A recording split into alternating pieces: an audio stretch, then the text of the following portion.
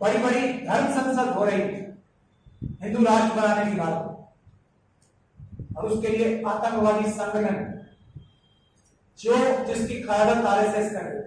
अब मुझे कहने में कोई शक नहीं है, मैं इस बात को साबित करने के लिए तैयार हूं, इसीलिए मुझ पर डिफेमेशन नहीं होती है, बात मैं रिपीटेडली बोलता हूं। बजरंग दल, विश्व हिंदू परिषद, अभिनव भारत, हिंदू सेना, ये सभी एक बड़े इकोसिस्टम, आतंकवादी इकोसिस्टम का हिस्सा है। अगर ये मुझ पर केस करेंगे मैं ये साबित करूंगा, इसलिए मुझ पर केस।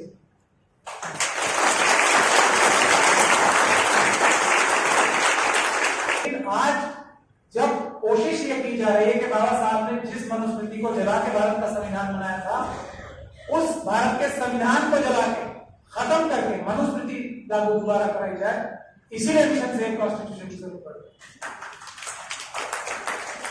मनुस्मृति लागू कराने का क्या मतलब है?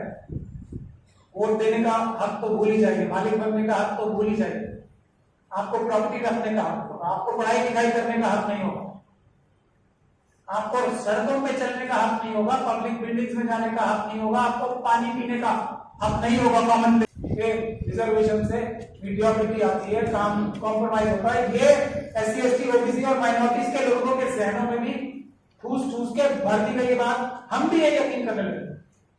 पर है इसका बड़ा, ये है आरएसएस। सबसे ज्यादा रिस्पॉन्सिबिलिटी हम लोगों के ऊपर, जुडिशियल सिस्टम, हम भी जुडिशियल सिस्टम का हिस्सा है, और वकील जो है जुडिशियल सिस्टम का सबसे अहम मजबूत हिस्सा है।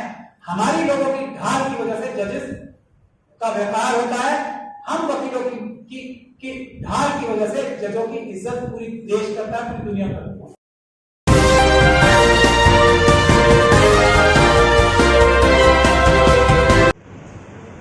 मिशन सेव कॉन्स्टिट्यूशन के तेलंगाना चैप्टर की इनॉग्रेशन में, और उसके साथ साथ ये एक बहुत ही अहम मौजूद है। आप लोग इंग्लिश में पसंद करेंगे या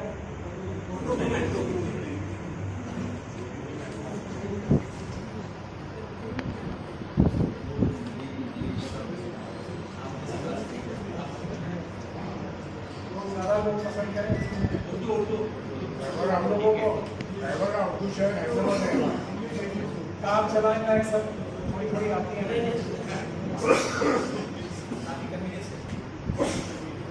मुझे काम चलाने लायक आती है सब। और बहुत ही अहम टॉपिक पे मिशन सेव कॉन्स्टिट्यूशन के तेलंगाना चैप्टर के आवाज के आए हुए सभी हाजरीन, बिलखुसूस डायस पे मौजूद तमाम बहुत ही महत्वपूर्ण शख्सियत, और उससे भी ज्यादा मुअज़्ज़िज़ हाज़रीन जो डायस के सामने बैठे हैं, मौलाना खैरुद्दीन सुल्फ़ी साहब,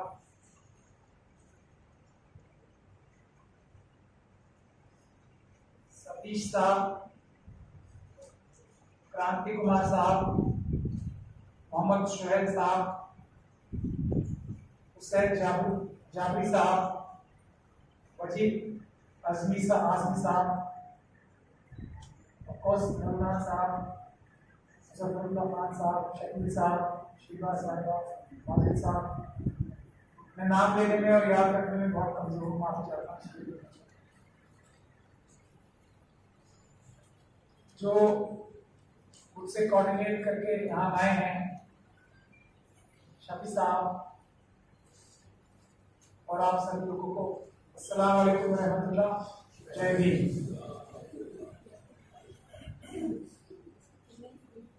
सलाम का मकसद, मतलब आप सभी लोगों के सलामती, बरकत, रहमत अल्लाह ताला की। और जय भीम का मतलब भारत के संविधान को, जो बाबा साहब डॉक्टर भीमराव अम्बेडकर ने मनुस्मृति चला के बनाया था, क्योंकि वो इसमें सभी को इंसाफ और बराबरी दिलाता है। जय भीम से मेरी बराबरी, इसलिए जय भीम करते हैं हम हर जगह।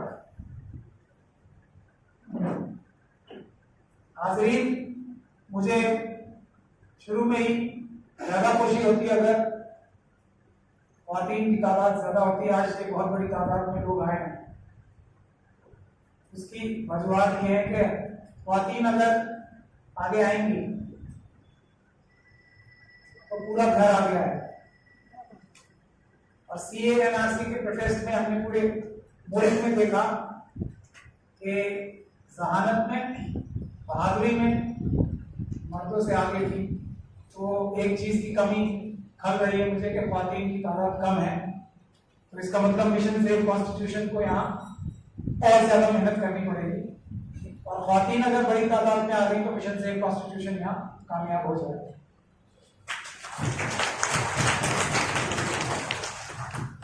भारत का संविधान क्या है और मिशन सेव कॉन्स्टिट्यूशन क्या है, पहले मैं आज के मौजू पे आने से पहले जो बहुत ही अहम है चंद लफ्ज अर्ज करना चाहूंगा। भारत का संविधान भारत है, और इसीलिए मैं ये बात कहता हूं कि बाबा साहब doctor Bhimrao Ambedkar he real father of the nation, क्योंकि भारत का संविधान ही जो बाबा साहब ने अपने चंद मुट्ठीभर लोगों से के साथ मिलके, बावजूद सभी ऑपोजिशन के, ऐसे इतना अच्छा संविधान इतने आराम से नहीं मिला, ऐसी आवाजें थी कि और बहुत सारी कास्ट का नाम लेते हुए बड़े बड़े लीडरान के मनुवादी मानसिकता के थे, ये बयान थे कि एक वोट ये मतलब कपड़े सिलने वाले, जूते बनाने वाले, हल चलाने वाले, इन लोगों को वोट दिया जाएगा क्या? ऐसी सोच के बावजूद अगर एक वोट का हक इंडिया में यानी कि भारत में सबको मिला है तो बाबा साहब डॉक्टर भीमराव अम्बेडकर और उनकी बुद्धि पर टीम की बदौलत है। और इस बात में मैं बिलखुसूस फख्र महसूस करता हूं कि जब मनुवादी ताकतों ने बाबा साहब डॉक्टर भीमराव अम्बेडकर को कॉन्स्टिट्यूएंट असेंबली में जाने से रोक ही लिया था, तो मुस्लिम कम्युनिटी ने, जिससे मैं भी आता हूं, उनको कॉन्स्टिट्यूएंट असेंबली में भेजा, और उसके नतीजे में आज ये इतना अच्छा संविधान बनना नहीं होता।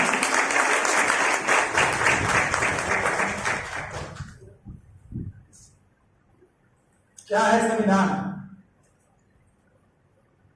आप लोगों को पता है कि कुछ 100-200 साल पहले राजा ही मालिक होता था पूरे मुल्क का, यही निजाम था, पूरे मुल्क का मालिक राजा होता। इस संविधान ने क्या किया?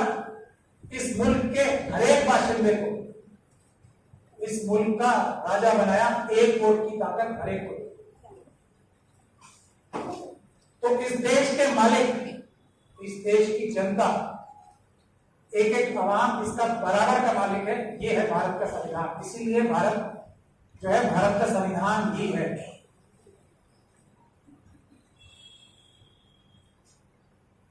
इसके बाद भारत का निजाम क्या है जो संविधान देता? मुल्क के मालिक अवाम है, और ये 4 तरह के नौकर ब्रॉडली इस निजाम का हिस्सा है। पहले नौकर, अपने से ही शुरू करता हूं, जुडिशियल सिस्टम, जजेस। तो जुडिशियल निजाम है, जजेस, supreme court of India Bharat की जनता के नौकर हैं। सारे जजेस सुप्रीम कोर्ट के, हाई कोर्ट के, डिस्ट्रिक्ट कोर्ट्स के भारत की जनता के नौकर। इनको एक सर्विस दी गई है कि आप इंसाफ करोगे। सरकार भी, जो चुनी हुई सरकार है, जो दूसरे किस्म के नौकर हैं, वो भी कोई गलत काम करें, संविधान के दायरे से बाहर जाएं, तो आप उस काम से उनको रोकोगे। ये है पहले किस्म के नौकर। दूसरे किस्म के नौकर हैं टेम्पररी वाले, 5 साल ज्यादा से ज्यादा, जो prime minister, ministers, chief ministers, state ministers, MP, MLA, corporators, panchayat के सदस्य हैं, यहाँ म्यूनिसिपल कॉर्पोरेशन के जो मेंबरान हैं, ये भी नौकर है, टेम्पररी नौकर है। ये बात आम इंसान को समझना बहुत जरूरी है। ये जो नौकर हैं वो मालिक बन रहे हैं और मालिकों को नौकर बनाने की कोशिश कर रहे हैं, इसीलिए मिशन सेव कॉन्स्टिट्यूशन की जरूरत पड़ी।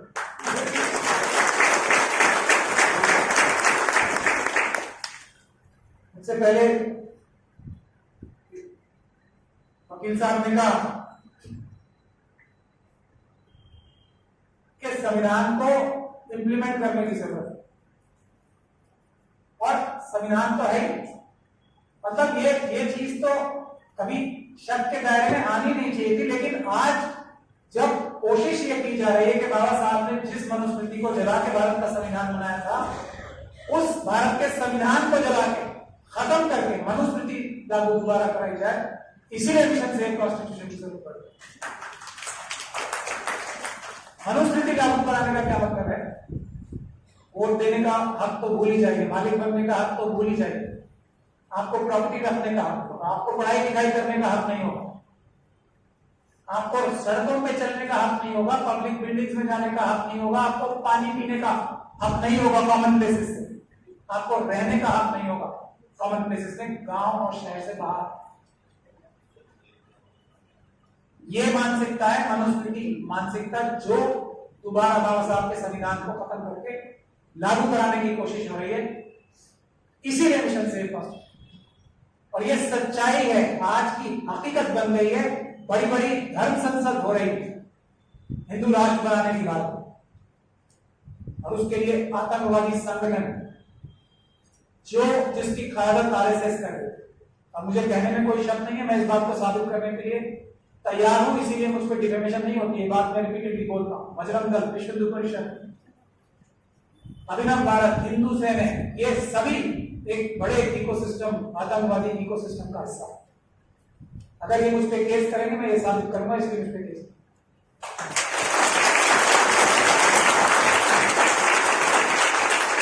वो क्या कर रहे हैं? दूसरे किस्म के नौकर, जो मैंने आपको बताया ना, ये कैसे नौकर है? ये आते हैं ना 5 साल बाद एक लंबी फेरिस्त एप्लीकेशन लिस्ट मैनिफेस्टो की शक्ल में, मैं ये करूंगा, चांद सितारे तोड़ के लाऊंगा या लाऊंगी, मेहरबानी करके मुझे ये नौकरी करने का मौका दे दो। आप देते हो? नौकर नौकरी करने का धोखा देके प्रधान सेवक तक धोखा करते हैं। प्रधान सेवक ही बोलते हैं ना अपने आपको प्रधानमंत्री।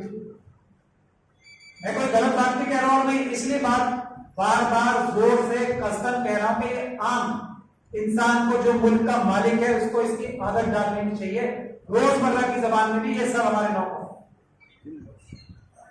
ये टेक्निकली, ये स्ट्रेटेजिकली, और ये मुल्क की हिफाजत के लिए, मुल्क की मजबूती के लिए। तीसरे किस्म के नौकर हैं, वो थोड़े लंबे टाइम के नौकर, जो 20-20, 25-25, 30-30 साल तक, और आजकल तो एक्सटेंशन ले लेके बहुत ज्यादा लंबे टाइम तक भी, जो ब्यूरोक्रेसी, जो एग्जीक्यूटिव हेड का, वो भी अप्लाई करते हैं ना। आप तो जाके किसी को बुला के लाते नहीं, भाई आ जाओ, अप्लाई करते हैं, एग्जाम देते हैं, बड़ी मेहनत मशक्कत करते हैं पब्लिक सर्वेंट बनने के लिए। तो साहब कहना उन्हें बंद करना चाहिए, नौकर कहना शुरू करना चाहिए। ये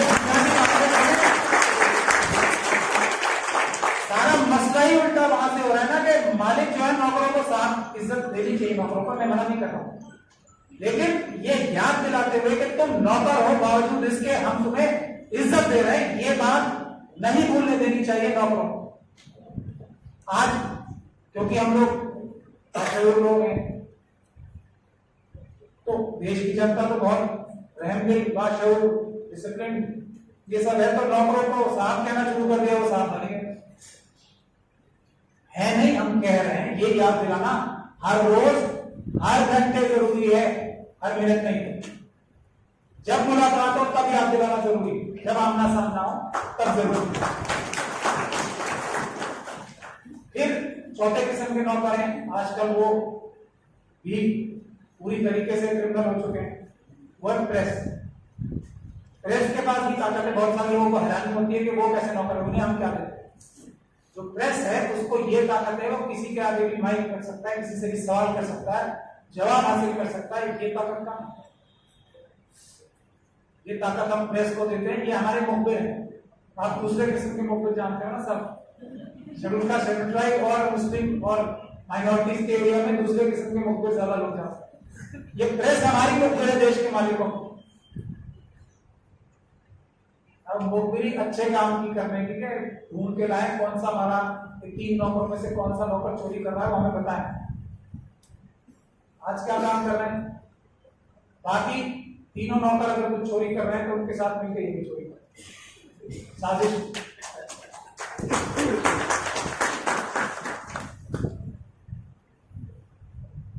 तो ये भी नौकर है, और ये सभी नौकर जब तक हमारी ताकतें जो हमारे मुल्क के संविधान ने, हम सब ने, भारत ने, भारत की जनता ने इनको दी हैं, जो भी ताकतें इनकी कलम में, डंडे में, जिस चीज बंदूक में, हथियारों, कलम, जबान, वो तभी तक इनके पास है, तभी तक इनकी हिफाजत भारत का संविधान, भारत देश की जनता करती है, जब तक ये संविधान के दायरे में रहकर अपना काम करेंगे। कानून के दायरे में, जो संविधान के तहत बने उसके दायरे में रहकर अपना काम करेंगे। 1 सेंटीमीटर बाहर और आम क्रिमिनल्स ये बन जाते हैं। ये बात भी बहुत ध्यान से सुन के समझने की बात। कोई पुलिस ऑफिसर,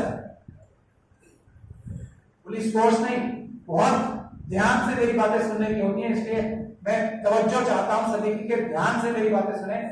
अभी एक इल्जाम मुझ पर लगातार उससे मैं कोशिश करता हूं शोरा बयानी में नहीं करने की कोशिश कर सकता हूं, जान के नहीं करता, क्योंकि वो मसले का हल नहीं, वो मसले की शुरुआत है।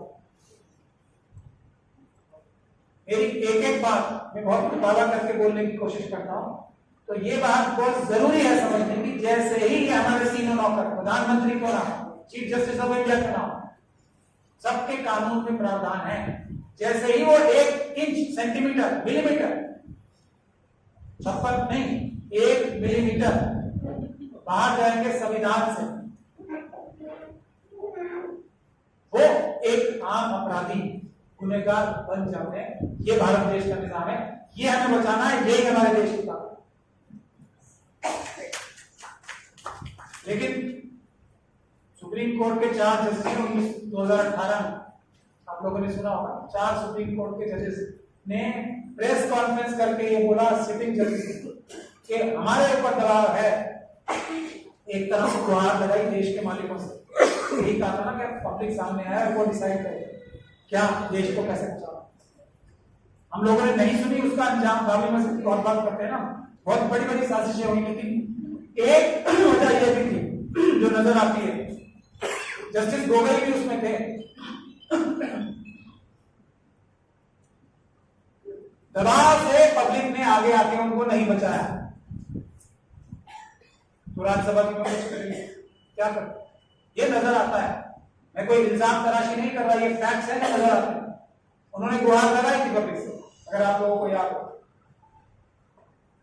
नहीं आई पब्लिक सामने तो क्या करता, मालिक ने नहीं बचाया तो नौकर क्या करता, फिर उसने एक जो आराम का रास्ता था वो क्या करता, ऐसा नजर आता है। इस पे रिसर्च होनी चाहिए, इस पे इन्वेस्टिगेशन होनी चाहिए।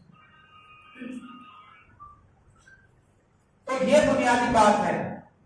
अब ये जो 4 तरह के नौकर हैं, मैंने अभी एक एग्जांपल दिया,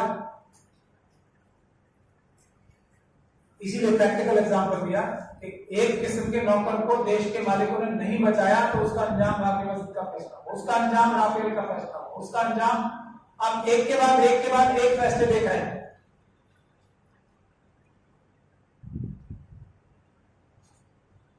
और धमकाना शुरू कर दिया है सभी इंस्टीट्यूशंस को, एक तरफ कैरेट और एक तरफ स्टिक वाली पॉलिसी।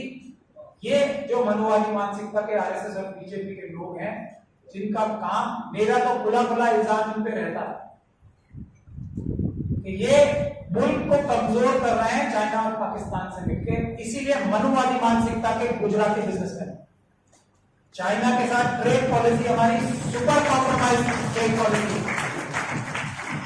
आप अगर इस पर थोड़ी सी, यहां सब बाशऊर लोग हैं, थोड़ी सी इंटरनेट पर रिसर्च करेंगे तो मनुवादी मानसिकता के गुजराती बिजनेसमैन, गुजराती मनुवादी, गुजराती शब्द में बार बार इस्तेमाल करो, मनुवादी मानसिकता के गुजराती बिजनेसमैन चाइना की कंपनीज में जो इंडिया के साथ ट्रेड और इंडिया की ट्रेड पॉलिसी खराब कर रहे हैं। हमसे पैसा 80-20 का ट्रेड डेफिसिट का रेशियो है, जो ट्रेड होता है चाइना से 1 रुपए में से 80 पैसे वो कमाते हैं, 20 हम, और हम ज्यादातर क्या प्रोडक्ट दे रहे हैं? अपना रॉ मटेरियल। ये मनोवादी मानसिकता के गुजराती बिजनेसमैन हमारे पैसे से चाइना जो आज हमें आंखें दिखा रहा है ना, जो 2000 किलोमीटर जगह छीन चुका, ये उसी पैसे का इस्तेमाल करके चाइना आज हमें इतने देशद्रोही हैं ये मनोवादी मानसिकता के गुजराती बिजनेसमैन।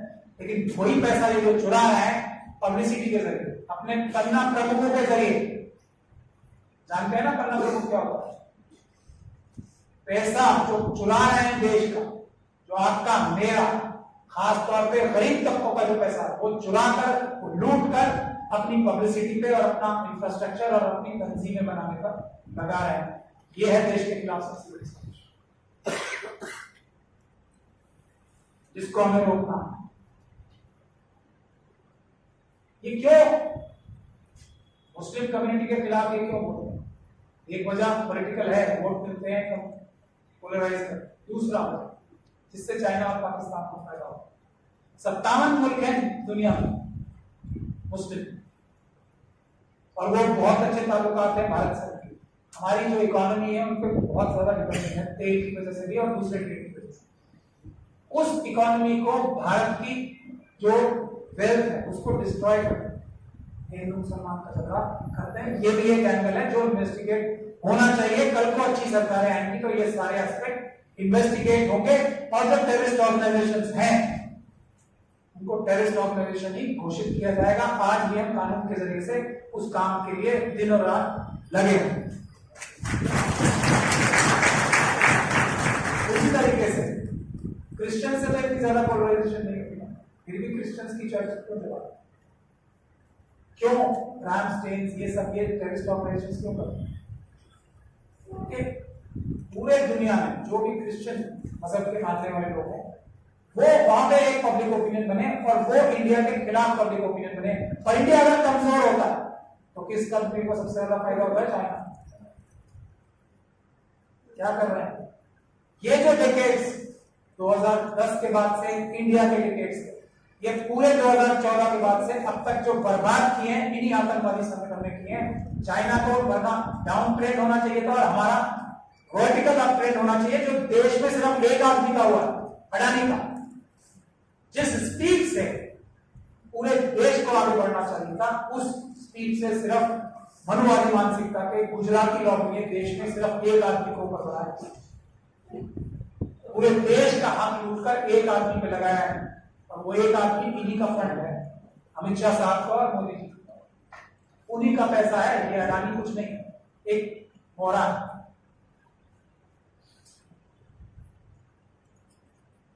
तो ये ऐसे क्रूशियल टाइम पे देश को बर्बाद करने के लिए, फिर ये बता रहे हैं कि हमारे पास फॉरेन रिजर्व्स बढ़ रहे हैं। अरे फॉरेन रिजर्व्स इस वक्त हमारे पास दुनिया में सबसे ज्यादा होना चाहिए। डॉलर्स अमेरिका से ज्यादा इंडिया के पास होने चाहिए थे अगर ये सरकार ठीक से काम करती। ये नहीं कि हमारे 80 करोड़ लोगों को 5 किलो अनाज का मोहताज बना दिया, ये तरक्की। इंडिया में भारत अंग्रेजों के आने से पहले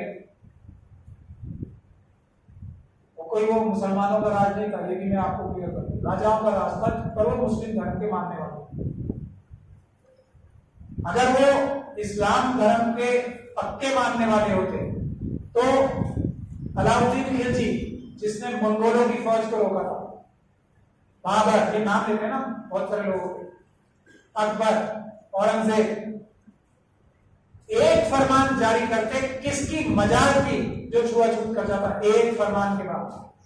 यहाँ टीपू सुल्तान साहब से क्यों दुश्मनी किया था ना, फरमान जारी, सबको मानना पड़ा, ये दुश्मनी। लेकिन मैं ये कहता हूं कि अगर वो इस्लाम मजहब के मानने वाले पक्के होते तो एक फरमान अलाउद्दीन खिलजी 13वीं शताब्दी जारी करता कि आज से मुल्क में छुआछूत खत्म। इसकी मजाल की जो चू भी कर जाता थी, किसी की मजाल नहीं किया। तो ये है कि वो पक्के मुसलमान या इस्लाम मजहब के पक्के मानने वाले नहीं थे, क्योंकि इस्लाम ने जो सोशल रिस्पॉन्सिबिलिटी, रोजा, नमाज, हज, ज़कात जो है ये हम अपने फायदे के लिए करते हैं मुसलमान।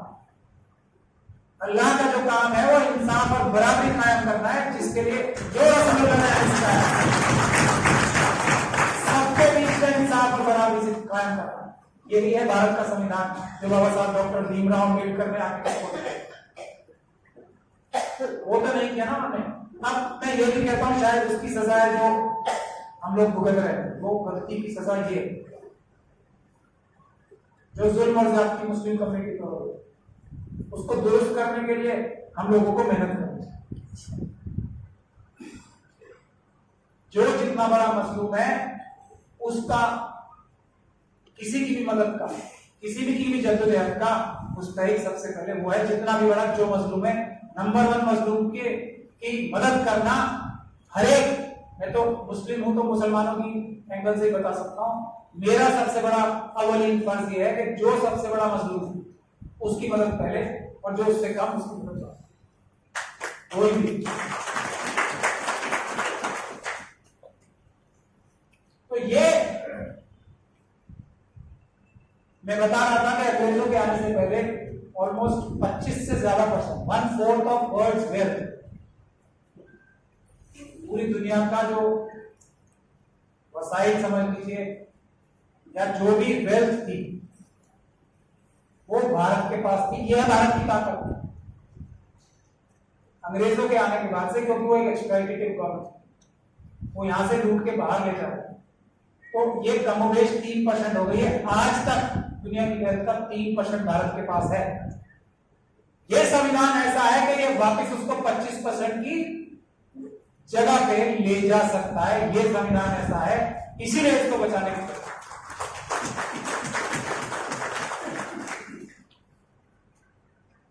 और जो आज 90%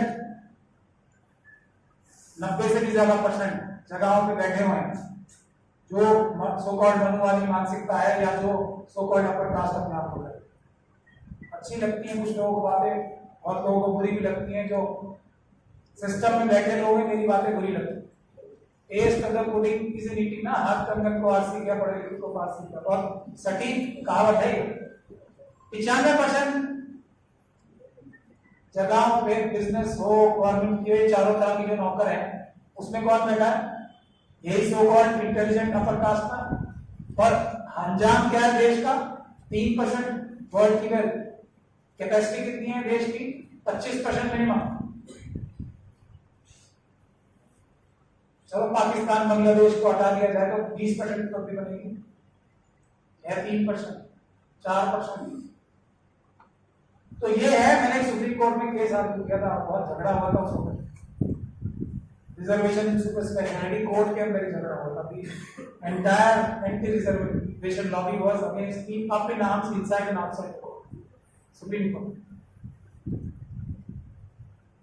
मैंने वहां यही आर्गुमेंट जो मैं आपके सामने बता रहा हूं, ये लोग एक भौकाल बनाते हैं झूठा, पब्लिसिटी करके, तारीफ करके, मैं ये करते हैं ना, देख लो आप किसी को, मैंने ये काम किया, मैं 20 फुट ऊंचे कूद जाता हूं, मैं ये कर देता हूं, मैं वो कर देता हूं। 90-95% टाइम यही करते रहे, काम कुछ नहीं करते, आता ही नहीं काम करना। जैसे हमारे मोदी जी पब्लिसिटी पे पूरा पैसा पब्लिसिटी। अब दुरंतो ट्रेन जो है वो मेरे ख्याल से उतनी स्पीड से चल रही है जितनी पुरानी ट्रेन चलती, लेकिन हजारों करोड़ रुपए लगा के ये दिखा देंगे दुरंतो शायद बुलेट ट्रेन है जिसका उन्होंने वजन किया। तो ये इस काम के बारे में, बट प्रैक्टिकली क्योंकि सुप्रीम कोर्ट में उस वक्त बहस ये हुई थी कि reservation is equal to mediocrity, कि क्वालिटी ऑफ वर्क कॉम्प्रोमाइज हो जाता है। यही जहन में सबके तस्वीर है ना, यही है ना, मगर इसका उल्टा सच है। जहां जहां रिजर्वेशन हुई, रेलवे इसका बहुत बड़ा एग्जांपल है, जहां जहां ज्यादा रिजर्वेशन हुए, जहां एससी एसटी ओबीसी और माइनॉरिटीज के लोग गए हैं, वहां पे क्वालिटी ऑफ वर्क एफिशिएंसी बढ़ी। लेकिन ड्रामा रिजर्वेशन से मीडियोक्रिटी आती है, काम कॉम्प्रोमाइज होता है। ये एससी एसटी ओबीसी और माइनॉरिटीज के लोगों के जहनों में भी ठूस ठूस के भरती गई बात, हम भी ये यकीन करने लगे। और है इसका बड़ा, ये है आरएसएस, ये है मनुवादी मानसिकता जो हजारों साल तक लोगों को इस बात पे कन्विंस करके रख सकती है मानसिकता कि आप लोग पैदाइश सेवा करने के लिए हुए हो एक मुट्ठी भर लोगों की, पैदाइश ही इसलिए हुई, हमारा जन्म ही इसलिए हुआ। इससे बड़ा झूठ हो सकता है?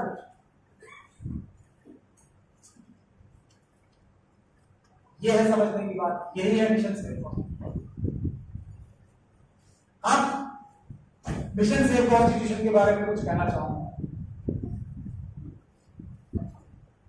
और उससे पहले आज के टॉपिक पे कुछ लफ्ज। हमारे देश में ये मनुवादी मानसिकता ने, आरएसएस ने, बीजेपी ने और उनकी अलाइड फोर्सेस ने हर एक इंस्टीट्यूशन कॉम्प्रोमाइज कर दिया। जो मैंने जुडिशरी का एग्जांपल दिया वही एग्जांपल हर जगह लागू हो रहा है। सुप्रीम कोर्ट बावजूद इसके कि कॉम्प्रोमाइज पोजीशन में लाने की कोशिश हो रही है, खुले आम धमकियां दी जा रही हैं, आज से नहीं बहुत पहले से, पहले भी ऐसे होता था, लेकिन इस लेफ्टार में इस लेवल पे कभी नहीं हुआ जो अब हो रहा है। सीबीआई हो, इलेक्शन कमीशन हो, सीबीसी हो, कोई ऑर्गेनाइजेशन हो, कोई स्टैट्यूटरी या कॉन्स्टिट्यूशनल कोर्ट हो, उसके ऊपर दबाव बनाया जा रहा है किस बात का कि तुम गलत काम करोगे, इस बात का दबाव बनाया जा रहा है। वो काम करोगे जो कि संविधान के खिलाफ है, जो नैतिकता के खिलाफ है, जो मोरालिटी के खिलाफ है, जो सच नहीं झूठ है, वो काम करोगे, जो अच्छाई नहीं लूट है, वो काम करोगे। और सतपाल मलिक जैसे कुछ लोगों की जमीन अगर जाग जाएगा तो चुप रहोगे। ये फोन करके एग्जीक्यूटिव हेड जो है कंट्री के, देश के सबसे महत्वपूर्ण पद पे जो बैठे हैं प्रधानमंत्री जी, बोलते चुप रहो।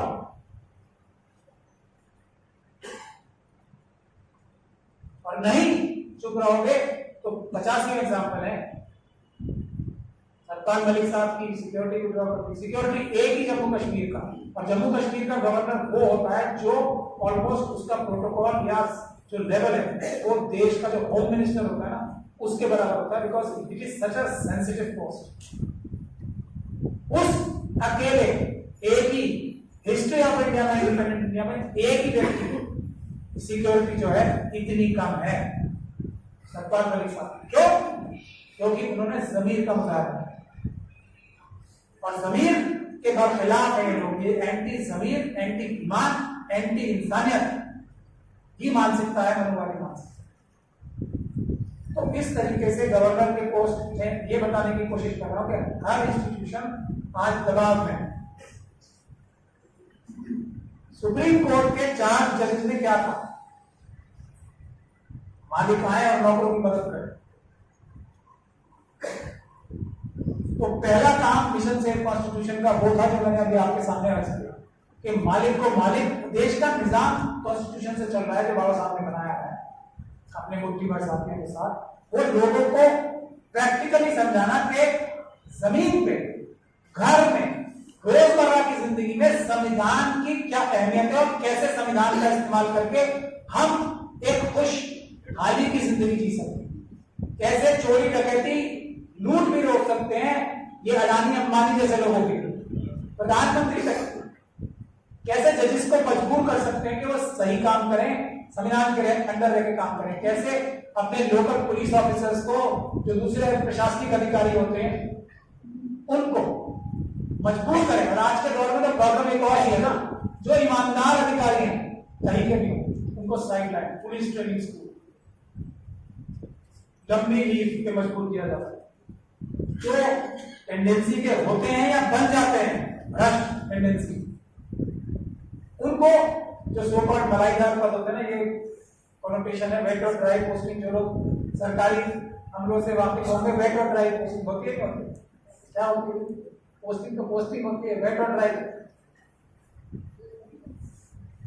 तो ड्राई पोस्टिंग पे ईमानदार लोग होते हैं, ये भी हमें आइडेंटिफाई करने का मौका।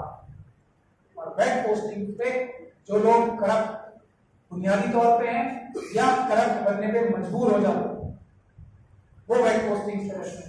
तो इसीलिए भी सिस्टम और खराब हो रहा है। तो मेरा कहने का जो मतलब है आपसे, मिशन सेफ कॉन्स्टिट्यूशन का काम ये है हर एक नागरिक को, खास तौर पे जो कमजोर तबके हैं, SC, ST, OBC और माइनॉरिटीज के, उनको पहले तो देश का निजाम किस तरीके से समझाया जाए कि वो प्रैक्टिकली उसका इस्तेमाल करके अपने हकूक हासिल कर सकें और देश को संविधान के हिसाब से चला सकें। चलवा सके की बात नहीं कर रहा हूं, चला सके की बात कर रहा हूं। इसमें भी फर्क है, ध्यान से सुनने का फर्क। नौकरों से चला सके और नौकरों से चलवा सके, नौकरों का कान पकड़ के वो काम करवा सके।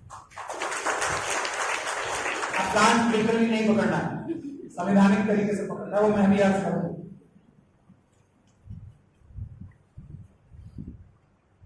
ये है मिशन से कॉन्स्टिट्यूशन। और दूसरा, मैं बार-बार एक और बात कहता हूं, आपने कुछ लोगों ने मेरी दूसरे बयान सुने होंगे, तो जो मुल्क में अभी हालात है ना, सबसे ज्यादा रिस्पॉन्सिबिलिटी हम लोगों के ऊपर, जुडिशियल सिस्टम।